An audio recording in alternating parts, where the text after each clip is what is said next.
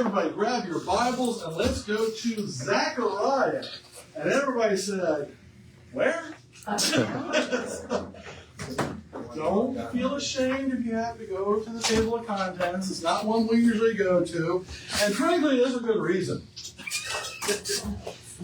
If anybody ever comes up and says, I completely understand Zechariah, walk away. Zechariah, I am confident, had no idea what he was writing about. And that's not uncommon for prophets. But other than Jesus Christ himself, I don't think anybody really knows and understands everything that Zechariah is talking about. So we're going to look more from a thematic standpoint. What is his purpose in writing this? And to do that, we have to get a timing down.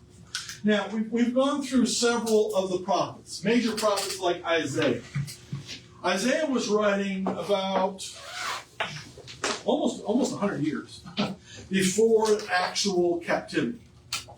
And he kept writing until about 60 years before Jeremiah was when he stopped. So the whole generation between Isaiah and Jeremiah. But he was writing well before the judgment of God on first Israel, the 10 tribes of the north, and then on Judah. Then you had Jeremiah. And he wrote a little bit before the captivity and Babylon coming and destroying Jerusalem.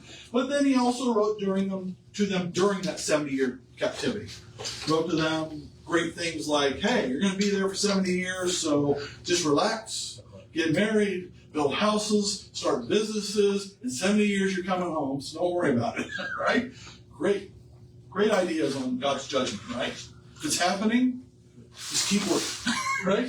And then we had Ezekiel and Daniel, who were written during the captivity. And in fact, Daniel, all the way to the end of captivity, as he writes, hey, God, 70 years are up. They were both taken during that first part of the captivity, that first round of people taken out of Jerusalem. And they prophesied during the time of captivity. Now we're coming to Zechariah. And Zechariah, he and Haggai are both prophets post-captivity. So think of it from the people he's writing to. He's writing to people of Judah who they and their parents, maybe even a few of their grandparents, were part of the captivity for the past 70 years. Jerusalem was destroyed, temple destroyed by Babylon, razed to the ground. And then we had what? Captivity over, they're coming home. They're going to rebuild the walls, they're going to rebuild the temple, right? So the question for Zechariah and all the people coming back is, so what's going to happen next? What's going to happen to us? What's going to happen to Jerusalem in the future? What's going to happen to his people in the future, right? And it is a book of hope. Because God, as he's going to explain, still has great, amazing plans for Israel, even after the 70 years of captivity. Now, are they always going to do what they're told when they come back? No. Are they going to have no problems when they come back? No. But in the end, will God have his way? In fact, the last chapter of Zechariah is about the millennial kingdom. So he's going to go through all of this, and he's going to talk about it. Now, the difficult part with Zechariah is, one, a lot of imagery and a lot of words and a lot of things you're going, what is he talking about? The other problem with Zechariah is we don't know the timing of these things. Some of them could be prophecies regarding the time of Messiah, Christ, when he was here. Some could be right after Christ left. Some could be during the time of tribulation. Some could be in millennial. We don't know. Or, here's even harder. Don't you hate it when it could be all three? Or it could be all four? It could be all these times all together. But we're going to look tonight at what is he saying about God's plan after captivity. After he's done judging them this time. What can they look forward to? And here's the best part. It all surrounds this guy. Let's all go to Zechariah chapter 9. And in verse 9, Zechariah 9:9, rejoice greatly, O daughter of Zion. Shout, O daughter of Jerusalem. Behold, thy king cometh unto thee. He is just and having salvation, lowly and riding upon an ass, and upon a colt, the foal of an ass. And that specific verse is quoted when? When Jesus rode into Jerusalem, just as Daniel prophesied, from the time that the edict goes to rebuild Jerusalem until he gives exact time frame for how many years later that the king will ride into Jerusalem, in through those very gates that they will rebuild after this captivity. And here we have Zechariah saying what? Yes, your who is coming? Your king is coming. And he will come and he will ride into Jerusalem. This Jerusalem is being rebuilt while he's writing this, right? And he will come. So are there better days ahead? Has God abandoned his people? Has he taken away all leadership? Has he forgotten his promises that there will be a king of the line of David who will always sit upon the throne in Jerusalem? Has God turned his back on anything he's ever said? No. So your king is coming. In fact, when he comes, let's go to Zechariah chapter 12.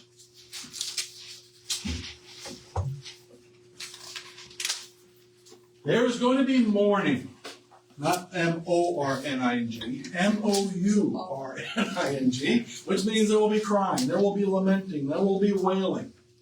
Why? Let's take a look at it. Zechariah chapter 12, verse 10. And I will pour out upon the house of David and upon the inhabitants of Jerusalem the spirit of grace and of supplications. That sounds good. There's nothing to be mourning about there, is there? Pouring out a spirit upon the household of David and upon the people of Jerusalem. And they shall look upon me whom they have, what? Pierced.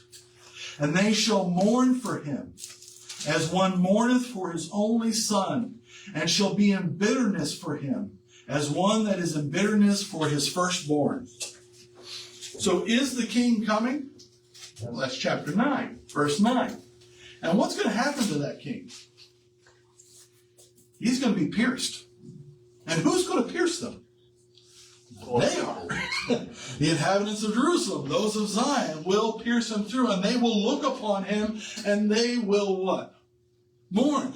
Now, those who know him, knew him as a Christ, believed in him, did they mourn? No. Did Mary and Joe and all the rest of them, yeah, and Peter and Jenny, they were fearful and they mourned. And they will mourn over him. They will mourn over this one. Their king has come, and their king has been what? Killed. But let's keep going. Verse 11. In that day shall there be a great mourning in Jerusalem, as the mourning of Hadad-Rimmon in the valley of Megiddo. He's like, wow, that's exciting. Everybody knows that event, right? There's a couple of translations here. One is a question, is it mourning for Hadad-Rimmon in the valley of Megiddo, or is the mourning of? Hadad-Rimmon in the valley of Megiddo is where Josiah, the last good king, the last good descendant of David, was killed. So a lot of people interpret this as it is, once again, their possible savior, the one who is good, the one who could lead them in the good path, has been what? Killed. And there will be what? Mourning. Right? And what is this mourning? Why is everybody mourning? See, not everybody mourned when the Christ was killed, was he? In fact, most of them what? Celebrated. In fact, they were there in the court saying what? Crucify him, crucify him. Yeah, finally got rid of that guy. But is there coming a day when all Jerusalem will mourn when they look upon the one that they have pierced? Because is that king coming back again? And will he still hold those signs of his execution upon his palms and upon his, in his side and upon his feet? Yes, he will. And there will be great mourning, just as there was over the fact that their Savior has been killed. Verse 12, and the land shall mourn, every family apart, the family of the house of David apart, and their wives apart, the family of the house of Nathan apart, which is the prophets, and their wives apart, the family of the house of Levi, the priests apart, and their wives apart, the family of Shimei apart, and their wives apart, all the families that remain, every family apart, and their wives apart. Everybody will mourn. Now, it should have been a mourning when he died, but only some did, those who truly believe. But will there be a bigger mourning someday? In fact, look at 13. In that day there shall be a fountain opened to the house of David and to the inhabitants of Jerusalem for sin and for uncleanness. And this is the big problem with Zechariah trying to interpret and understand it. How many times did I just say in that day? He says that about every other verse. In that day. And everybody's like, what day? That could be this day. It could be that day. It could be this day. It could be that day. I don't know what day he's talking about. Whenever you read Zechariah, it's good to get in your head that in that day just means there will come a day. Yeah. Just read it that way. You'll keep yourself from going crazy and trying to figure out what day. There will come a day, right? Or in some cases, there has come a day, right? But when he's writing it, he's all looking forward. There will come a day when the king will come. There will come a day when that king will be pierced through and there will be mourning. And there will come a day when that king will return and there will be great mourning. But there will also be what? What does it say right there at the end of verse 1 of chapter 13? And that there will be a fountain open for what? For sin and for uncleanness. Verse 2. And it shall come to pass in that day. Again, there's that those words again. Saith the Lord of hosts, that I will cut off the names of the idols out of the land, and they shall no more be remembered. And also I will cause the prophets and the unclean spirits to pass out of the land. So there will be a cleansing. There's a cleansing for sin. When did that cleansing of sin begin? When Christ was pierced, when he was hung upon that cross and he died. And there will also be a cleansing. And we've seen that in Isaiah and in Jeremiah and in Ezekiel and in Daniel. We've seen that that is what really that millennial kingdom is for a cleansing of the land. There will be a time that there will be that kingdom of Israel where Christ will sit upon the throne in Israel, and it will be a holy nation, as intended from the very beginning. Now, does that mean there will be no sin in the city, in the land? No, there will still be sin, but they will also then bring their sacrifices. Real sacrifice? Yes, real. We saw that last week. Real animal sacrifices, but their hearts will be turned to God and they will serve Him. And there will be no more idols in the land. And there will be no more false prophets in the land. Has it happened yet? No. But is it coming someday, according to Zechariah? Yes. Yes, it is. So, the king is coming, and there will be mourning, and there will also be what? A cleansing. There will also be tribulation. I'm sure they didn't like to hear this. Wouldn't you like to hear that? You just got out of captivity for 70 years for all the terrible things you've done, and somebody writes to you and says, oh yeah, this is going to happen again. And in some ways, it's going to be much, much, much worse. In fact, look at Zechariah chapter 13, verses 8 and 9. And it shall come to pass that in all the land, saith the Lord, 2 parts thereof shall be cut off and die. That's nice. How much? 2 parts. 2/3. 2/3. But the third shall be left therein. What? 1/3. 2/3 will be cut off and what? Die. That's worse than Babylon. Right? And I will bring the third part through the fire, and will refine them as silver is refined, and will try them as gold is tried. They shall call on my name, and I will hear them. I will say, it is my people, and they shall say, the Lord is my God. This is the cleansing, but is a cleansing by what? Fire. Now, most interpret this as being the tribulation, the great tribulation. When 2/3 of the people will die through that tribulation, but 1/3 who come through will be totally focused on who? On God, as their king and as a... Could that apply to other times in history too? Yeah. How many times has Israel, how many times has Jerusalem been destroyed? How many times have they been cast out of the city and out of the land? You remember, they've only been there for a short time. They've only been there since a little after World War I. That's not long ago, right? There were centuries there. They were not in the land, right? They will go through tribulation and people will die.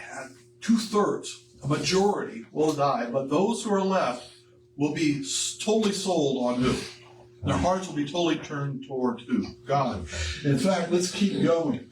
Let's look at chapter 14, verses 1 through 3. Behold, the day of the Lord comes, and and they spoil, thy spoil shall be divided in the midst of thee. For I will gather all nations against Jerusalem to battle, and the city shall be taken, and the houses rifled, and the women ravished. That's terrible.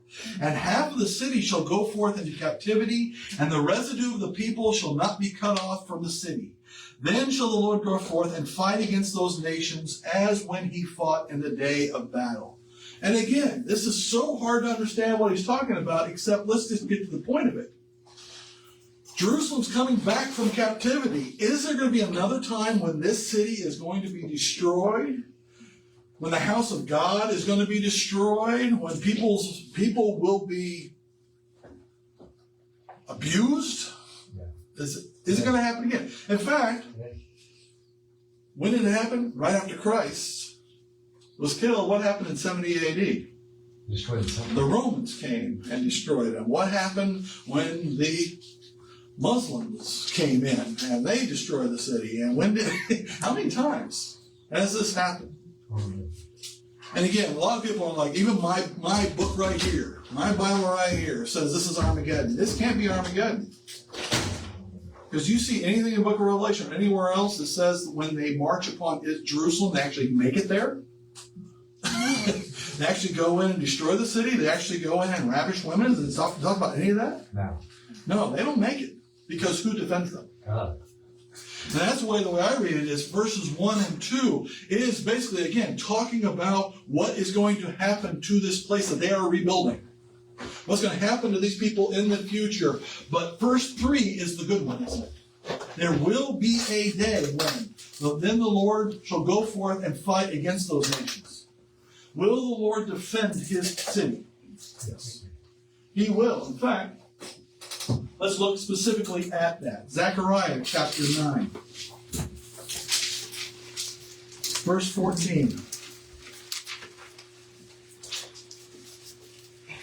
And while I am just kind of picking certain sections, all of these are thematic throughout the book of Zechariah. It goes over and over these same things over and over again. Just to give you a taste of what he's talking about. Zechariah chapter 9, verse 14. The Lord shall be seen over them, over the city of Jerusalem, over his people, and his arrow shall go forth as the lightning. And the Lord God shall blow the trumpet, and shall go with whirlwinds of the south. The Lord of hosts shall defend them. And they shall devour and subdue with sling stones. And they shall drink and make a noise through wine. And they shall be filled like bowls, and as the corners of the altars. And the Lord their God shall save them in that day as the flock of his people. For they shall be as the stones of a crown, lifted up as an ensign, a sign upon his land. And how great is his goodness. Let's just pause there for a moment. How good is God? He's the best. Now again, is he letting them go through the times of struggle? Is he allowing them to be destroyed? He's allowing them to be... Yeah. He's allowing this for their what? For their benefit. For their good. How many times in our own life, let's face it, how many times in our own life have we gone through tough times and said, well, that was unnecessary. that wasn't fair I had to go through that. And we always have to remember, does God have a purpose in it all? And his purpose is always our what? Good. Our good. That our relationship with him. I mean, the best story in the Bible is Job, right? He was a good guy, wasn't he? Even God said he's what? He's good. Have you seen my servant Job? How great he is. Why do you let him go through all that then? For Job's good. Because we can always get closer, can't we? And let's face it, Israel and Jerusalem needed to be cleansed. And will he allow him to go through this for his cleansing? Because he is what? How great is his goodness, and how great is his beauty. Corn shall make the young men cheerful, and new wine the maids. There will be a time when there will be fruitfulness. There will be a time of great. After the cleansing, there will be great. In fact, how long will it be great in the land of Israel? 1,000 years. Is that a long time? Anybody here been here around for 1,000 years? Almost. 1,000 years. So this is what, 2024? So we're talking 1024. So if the kingdom started in 1024, we would just now be coming to the end. 1024 and 2024, is there a big difference between those 2 years? Have a few things happened? It's completely different.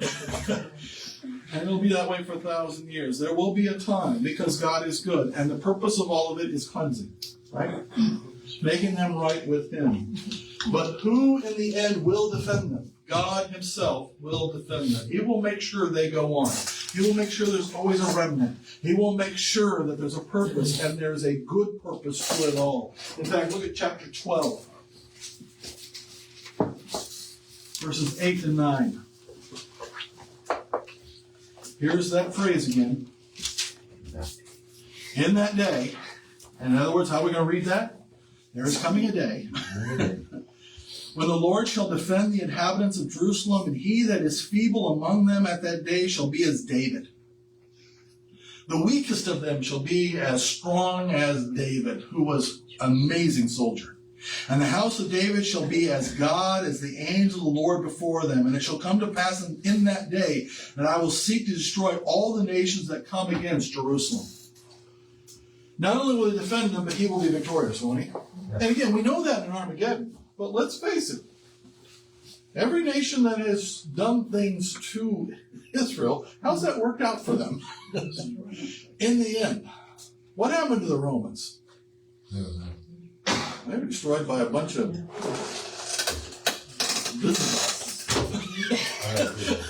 right? By a bunch of tribes, a bunch of nothings, right? I mean, yeah, he will take down all of them, right? He will always defend his nation. He'll always make sure they survive. He'll always make sure there's a remnant. And in the end, he will defend them and he will destroy all nations. In fact, he goes on to talk about that, and we'll see that in a minute, about the millennial kingdom, how he will take care and destroy all those who did the bad things against him, which is what Jesus also talked about. But for right now, let's also remember, there will be a gathering. Chapter 10. Yes, when somebody comes and destroys Jerusalem, comes in and invades and causes trouble in Israel, people get what? Dispersed. Dispersed where? All over the world. God's people, the Israelites, are where right now? Everywhere. They are in every nation, worldwide. They're just out there everywhere. And while there's a dispersing, there will also then be what? A gathering. And this is a theme we saw in Isaiah and Jeremiah and Ezekiel over and over again. I will bring my people from the four corners of the earth, and I will bring back from every tribe. I will bring them back to my land, and they will serve me, right? In fact, look what he says here in Zechariah chapter 10, verse 9. And I will sow them, my people, among the people. I'll spread them out like a guy putting out seeds to the wind. Right? They will go everywhere. And they shall remember me in far countries, and they shall live with their children and turn again. And I will bring them again also out of the land of Egypt, and gather them out of Assyria. And I will bring them into the land of Gilead and Lebanon, and place shall not be found for them. There are going to be so many of them, I can't even find places for them. And by the way, we saw that last week, Gilead and Lebanon. Remember that map we had? Right. It'll be the original promised land, which goes far more north than they've ever gone before, and far more east than they've ever gone before. I mean, it's going to be the original plan. And even then, there'll be so many people coming that it'll be hard to find a place, but God will provide. Verse 11, and he shall pass through the sea with affliction, and shall smite the waves in the sea, and all the deeps of the river shall dry up, and the pride of Assyria shall be brought down, and the scepter of Egypt shall be depart away, and I will strengthen them in the Lord, and they shall walk up and down in his name, saith the Lord. You say, what is this Assyrian Egyptian stuff? This is also in Isaiah and in Jeremiah and Ezekiel. He will dry up the Euphrates and bring his people down. He will dry up the river of Egypt, and people will be able to walk in, right? And he will bring his people in. That is the millennium. He's bringing them all in one day, right? A lot of people want to think that's now, right? Because there is a nation of Israel. It's nowhere near what it's going to be. Okay? And so he will bring all tribes back to his country someday. Okay? All right, that's the warm-up. Now let's get to the millennium. This is what he's talking about. These are all the things coming forward. Then he ends the book with, okay, and this is how it ends. How many always like to know how it ends? Right? How many at least look to the back to see if your favorite character at least is named? You ever do that? It's like, I want to see at least if he lives. Right? I want to know if I need to care about him anymore. He's going to die. Forget it. Chapter 14. In this last chapter of Zechariah, he really gets down to, okay, this is the future. God will complete his work with his people and his land and his city. Zechariah chapter 14, we're going to start in verse 4. And his feet, who? The Lord, the King. His feet shall stand in that day upon the Mount of Olives. That sound familiar? Yeah. Where did he leave from, by the way? When he was caught up in the air, he left from Mount of Olives. And he said, what the two guys, as they're looking up in the air, what they say? The same way he's coming back, right? He will come back and stand upon the Mount of Olives. This was already determined back in Zechariah's time, right? Which is before Jerusalem on the east. I always liked that. He actually had to tell them. My question is, was it called the Mount of Olives back then? Yeah, plus you have to remember, these people have been away from the city for how long? 70 years? They know where these things are at. So we had to kind of explain to them, that's a little spot, a little east of Jerusalem, right? When you get there, you'll see it. It's there. And the Mount of Olives shall cleave in the midst thereof toward the east and toward the west. It's going to split. And there shall be a great valley. So he's going to split the Mount of Olives in two and make a valley. And half of the mountain shall remove toward the north, and half of it toward the south. And you shall flee to the valley of the mountains, for the valley of the mountains shall reach unto Annandale. Yea, you shall flee like as you fled from before the earthquake in the days of Uzziah king of Judah. And the Lord my God shall come, and all the saints with you. Oh, do you realize this is the first time since we started talking about the millennium? And all of these passages that actually talks about us. Yeah, we're in the book. We're in the prophecies. Who's he bringing with them? All the saints. So we're all coming. Why are people running? Because there's a huge earthquake, and this is scary. Right? And it shall come to pass in that day that the light shall not be clear nor dark, but it shall be one day which shall be known to the Lord, not day nor night, but it shall come to pass that at evening time it shall be light. And I find that interesting. It's like he's going to come down, and it's just going to be light. And everybody will be, what time is it? 12 o'clock? 1 o'clock in the morning? Why is this so light here? Because who has come? The King. The light of the world. The King of Kings. He has come. By the way, that is a weird feeling. Remember going to Alaska, playing basketball? We looked at our watches, it's 2 o'clock in the morning. I'm like, oh, wow, I guess the sun will be going down sometime. And coming up 10 minutes later. Verse 8, and it shall be in that day that living water shall go out from Jerusalem, half of them toward the former sea, and half of them toward the hinder sea. In summer and in winter shall it be. So you get this picture of this river coming out of Jerusalem, which is interesting. Because Jerusalem is a what? Mountain. How do you get, it's going to be a spring welling up out of Jerusalem, out of this mountain, and it will flow like a river, not a stream, not a spring. It will be like a what? A river flowing down, one to the east and one to the west, and they will flow down out of the city Jerusalem. Verse 9, and the Lord shall be king over all the earth. In that day shall there be no one, there shall be one Lord, and his name one. Okay? So this is clearly the millennium, isn't it? Jesus Christ will be king, not just of Jerusalem, not just of Israel, but of the entire world. All the land shall be turned as a plain, from Geba to Rimmon. There's that Rimmon again. South of Jerusalem, and it shall be lifted up and inhabited in her place from Benjamin's gate unto the place of the first gate, unto the corner gate, and from the tower of Annandale unto the king's wine presses. So he's given this idea that it's going to be Jerusalem, right? It's the Jerusalem they knew, those who were old enough, over 70 years old. This is Jerusalem that they're going to go back and build. And as they build it, I get this picture that God's like, I'm building this, and this is going to what? Last. Is it going to be destroyed again? Oh, yeah. Is there going to be captivity again? Evidently. Are we going to be cast out of here again? Those are going to be times, but will it last? And who's going to be reigning in that city? Jesus Christ himself, right?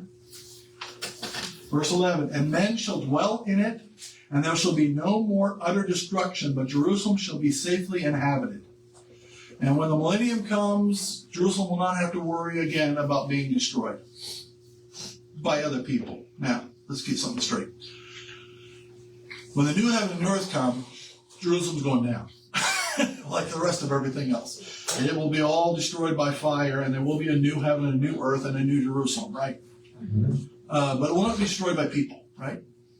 You will have to worry about soldiers coming in and destroying and doing these things. It will last. And the new temple we saw, that Ezekiel, that huge temple, it will last, won't it? For the 1,000 years. And this shall be the plague wherewith the Lord will smite all the people that have fought against Jerusalem. Their flesh shall consume away while they stand upon their feet, and their eyes shall consume away in their holes, and their tongue shall consume away in their mouth. Okay. Yeah. So here we go. Jesus is going to, as he said, remember Jesus talked about this. He's going to say to the nations, did you take care of my people? Right? And those who did, you keep going. Those who didn't, he will judge. And we get an idea how it's going to be. It's going to be a disease. It's just going to shrivel up. And it'll be a plague upon them, and they will consume away. Verse 13, and it shall come to pass in that day that a great tumult from the Lord shall be among them, and they shall lay hold every one on the hands of his neighbor, and his hand shall rise up against the hand of his neighbor. They will also be fighting each other, killing each other, right? This is going to be a tough time, isn't it? But it's the judgment of God. Meanwhile, what's happening back in Jerusalem? As we saw in Ezekiel, they're going to be burying all the dead from the Battle of Armageddon, and they're going to be building the temple, and they're going to be rebuilding the city, and it's going to be a place, and the rest of the world is going to be going through some tough times, isn't it? As the judgment of God comes. 14, and the Judah also shall fight at Jerusalem, and the whole wealth of all the heathen round about shall be gathered together, gold and silver and apparel in great abundance, and so shall be the plague of the horse, of the mule, of the camel, of the ass, and all the beasts that shall be in these tents as this plague. And not only will it plague the men and women, but it will also plague the animals, and there will be great destruction, and Judah's going to go out and pick it up all. Now they're going to get all the wealth of the nations are going to come where? To Israel. So is there hope? These are people who have been in captivity for 70 years. It's going to be a tough time building the city. And then what happens? Their Christ comes, they reject him, and then it's going to be destroyed again. And then again. And then they're going to be tormented again, and then they're going to be targeted again, and then throughout history. But is there coming a time when their king will defend them? Is there coming a time when their king will give them peace? Yes. Yeah. And will all those who fought against them lose? Yes. They will be judged. Verse 16. And it shall come to pass that every one that is left of all the nations which came against Jerusalem shall even go up from year to year to worship the King, the Lord of hosts, and to keep the Feast of Tabernacles. So they're going to come. The feasts are going to continue, and the whole world is going to come. And they are all going to come and worship the King. Isn't that good? And it shall be that whosoever will not come up, oh, there are always those, aren't there? Everybody's coming, but there's always those. And all will not come up of all the families of the earth unto Jerusalem to worship the King, the Lord of hosts, even upon them shall be no rain. So he will give them famine. He will take away their rain. Now, I don't care who you are. I don't care how smart you are. I don't care how much money you have. If you don't have rain, you got nothing. You're going to starve. That's just reality, isn't it? Because we kind of need water. I don't know if you noticed that. Right? And if the family of Egypt go not up and come not that have no rain, there shall be the plague wherewith the Lord will smite the heathen that come not up to keep the Feast of Tabernacle. And if they're so arrogant that they say, oh, we've got plenty of water. We got the Nile, man. We're going to be fine. We got enough water. Well, then I'll give you a plague. Deal with that, smarty pants. Right? So when the Bible says that the Lord will rule with an iron rod, is it serious? Will he judge the nations? But with justice and with mercy if they seek forgiveness, right? If they will come and worship, he will bless them. They'll be great. But if they don't, he will judge. Verse 19. This shall be the punishment of Egypt and the punishment of all nations that come not up to keep the Feast of Tabernacles. I don't know why he's picking on Egypt here. He just knows the way they think, I think. So, verse 20, in that day shall there be upon the bells of the horses holiness unto the Lord, and the pots in the Lord's house shall be like the bowls before the altar. Yea, every pot in Jerusalem and Judah shall be holiness unto the Lord of hosts, and all they that sacrifice shall come and take of them and seethe therein. And in that day shall be no more in the Canaanite in the house of the Lord of hosts. And there will be none of unclean. There will be none who are not Israelite in all the land, and all those will then come and worship God in Jerusalem. If they don't, he will punish them. And that's the way, this is the future, right? And again, Zechariah is written in a way that is, to me, I'm sure somebody maybe figured it out. I can't. I don't think anybody really has got it all down, exactly when each of these things happen, but we know what? There will come a day, right? And by the way, did the king come? We know that one. Because the New Testament tells us that prophecy was that one. And also do we know that that one that they pierced will come again and will sit upon the throne. He said so. I will come and stand on the Mount of Olives, and I will come into my throne, and I will rule with an iron rod. And he says, I will separate the nations, the left hand and the right hand, and I will punish. And he will do these things, right? He's promised all of this. So this is the future. This is what he had, and this is coming to his people who have been in captivity and need to know that will it be all right in the end? Yeah. Not only going to be easy, but if they put their faith in God, will they going to be all right? And by the way, we'll always be a remnant, and God will defend his people. So that's Zechariah in a nutshell. We could spend 13 weeks studying Zechariah if we really want to, but I don't know that we get much more out of it. But it's a tough nut to really get when those in that day is, because you can only say in that day so many times before you're going, I don't know what day that is. But all we know is that all of this will come true, right? As he promised. Why? Because God is faithful, right? So that is the way it works. And what happens after that? It's no wonder when you look at how he does rule, is it any wonder that at the end of the 1,000 years, when Satan is released, he is able to turn those whose heart is not really with God, to turn them and try to then go and destroy him. Yeah. Because, by the raise of hand, how many think even some of those that come to worship really don't have their heart in it? Self-preservation. Probably. I just want rain, right? I just don't want a plague, right? There will be those. And how easy is it just to say, we can take this guy. I don't know why they would think that. Considering all he's done. But that is, their king has come, and their king will come. And they will reign. He will reign for 1,000 years. Okay? Any questions? Any questions about this? Yes. Was the verse where he said, verse 13, I think, in verse chapter 14. It shall come to pass in the day of great tumult, the Lord shall be among them, in the hand of his neighbor, and his hand shall rise up against the hand of his neighbor. Now that's what the angel prophesied to Hagar. When he said you're going to give her those princes or whatever over that town, he said their hands will be against their own hands. Right. He said they'll be wild men. Yep. And this is not that prophecy, but I mean, it's similar to other prophecies. Even when it talked about in Ezekiel, the Battle of Armageddon, it said they will fight against each other. This seems like even after he comes and starts reigning, there will be these also. They will fight against each other. And you think about it, if there's disease and there is famine, what do people tend to do? Steal. Start turning from each other, turning on each other, and things like that, going to their baser instincts, right? And again, this is all part of God's judgment, right? All they have to do is what?